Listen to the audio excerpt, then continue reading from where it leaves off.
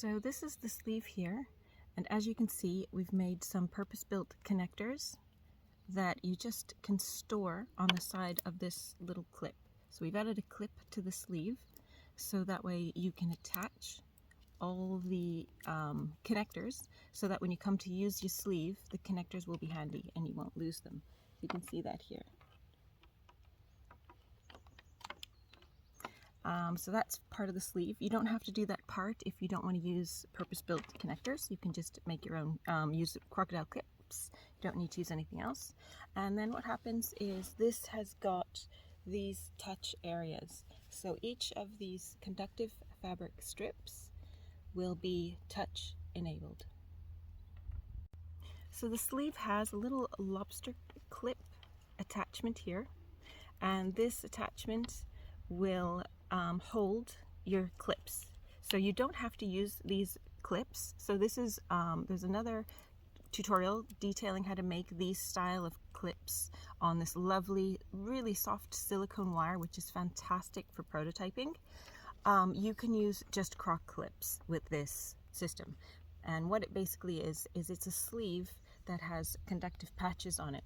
So as you can see, we've got, this is conductive fabric, this one's a lovely thin mesh, there's this lovely, do you hear that? It's got such a lovely feel to it, and this is like a steel-based one, and then we've got other fabric styles. So there's different styles of fabric, and they're all conductive.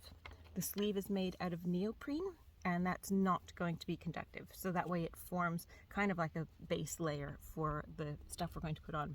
Now these connectors, what you'll do is put a croc clip onto each of these little conductive areas.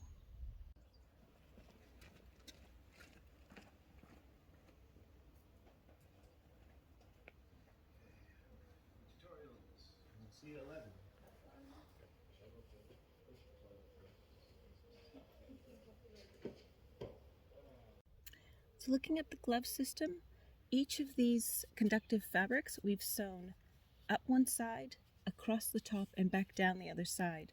And then we've left the top open, so it kind of creates a small pocket in each of these areas. You can just see the pockets there. And these little pockets are what allow us to then use our clips. So if we take one of the clips that we have, sorry about the focus, these clips, so this side will attach to our circuit board, but these clips, all we'll do is find one of our pockets and we just clip it inside. So that way we've now got a connection to the sleeve. So I'm going to use the circuit playground just to show you in this example. It's got, the library is kind of already included, and I've put some code on the tutorial as well so you can see how this works. So we only need to upload the code, but how I'm going to connect it is because I've put ring terminals on the other ends of mine. You can put any, you can put crocodile clips, for example, and just clip it on. I really like these ring terminals because then I can store it on the sleeve. But all you need to do is get their bolt-on kit, which consists just of this bolt and nut, little connector right there, and then you can just put it straight in.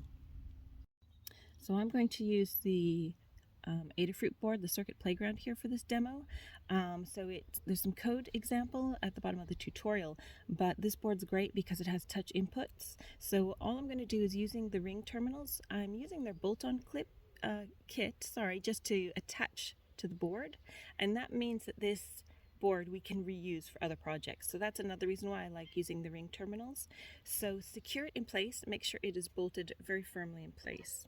And then all we need to do is we're going to plug in the board to some power, and then let's see if the touch inputs work.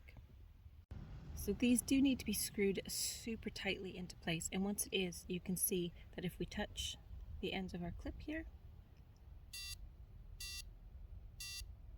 they become touch enabled, and that will transfer over to the sleeve when we connect it. So this one's not quite tight enough. So if you're not getting a sound, it means your connection's not tight. So just adjust those to make sure they're tight. And then once you've clipped them to your fabric, you just need to touch your fabric, and that will carry the touches through for you. So there you have your sleeve with the touch inputs, and this example was using the circuit playground, but you can use other boards. The ESP32 is a great board, and it has also some touch-enabled inputs, but there's an ADC touch library that we can use.